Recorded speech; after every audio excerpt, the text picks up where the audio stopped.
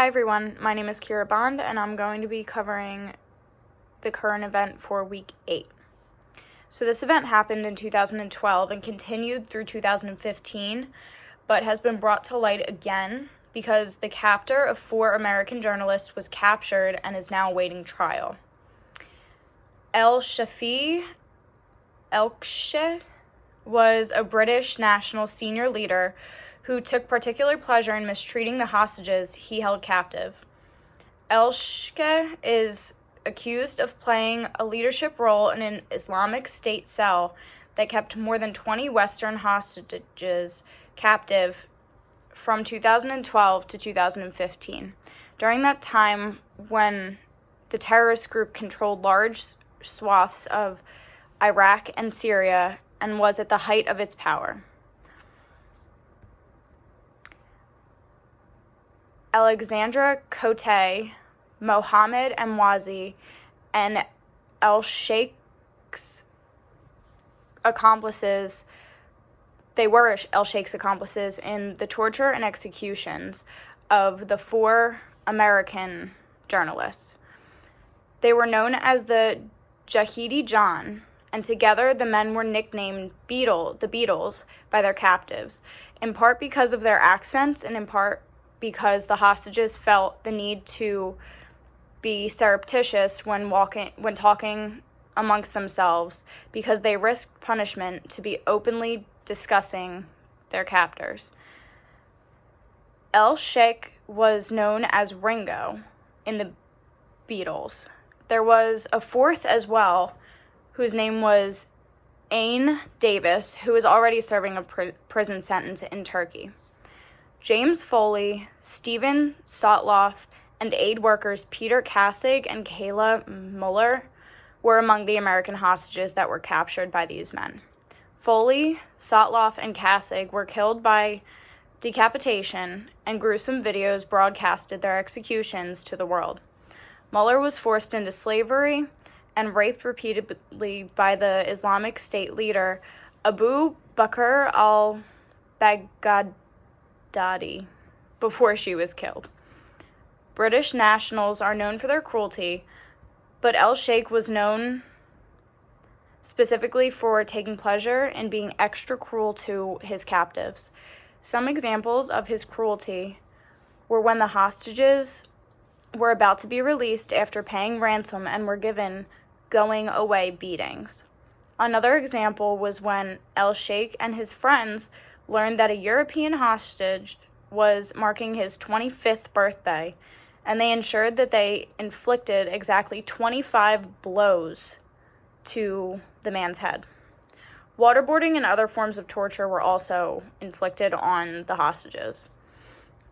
One of the men, Emwazi, was killed in a drone strike, and Cote was captured alongside Elsheikh, and they were brought to Virginia to face trial. Cote pleaded guilty last year in a plea bargain that calls for a life sentence, and now Elsheikh is facing a trial currently. Each surviving hostage recollects different characteristics about each of the captors, so they were never 100% sure if there were 3 or 4 captors, because they were always wearing masks and covering their faces and not speaking a whole lot. So Emwazi will be tried, and jurors will hear from witnesses as well as family members who received ransom demands.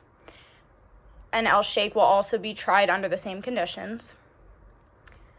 There was more media coverage in 2012 when the 4 journalists were captured, and slightly less when it got to 2015 when the story wasn't as popular anymore.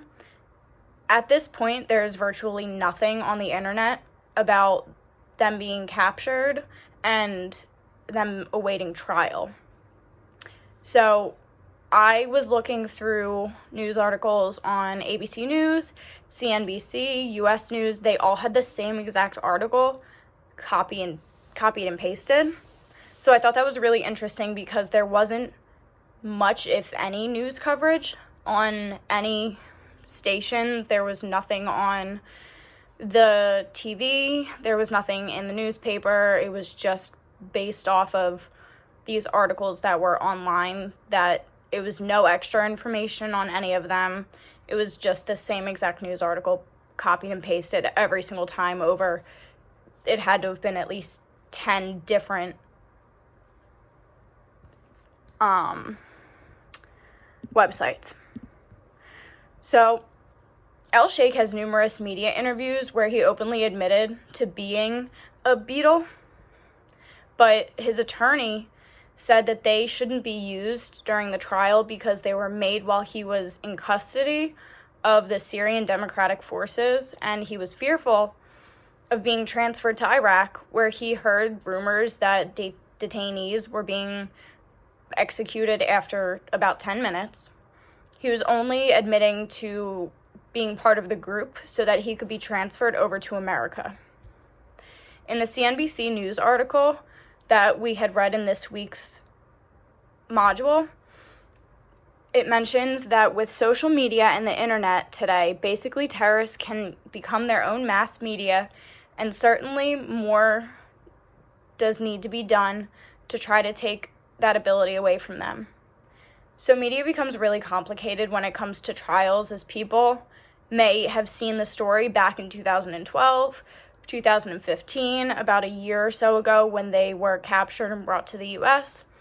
So people in the jury, although they're not supposed to form opinions prior to the trial, they're going to, because this is something that's been around for a decade at this point. So they're going to form their own opinions instead of just listening to the facts at hand during the trial.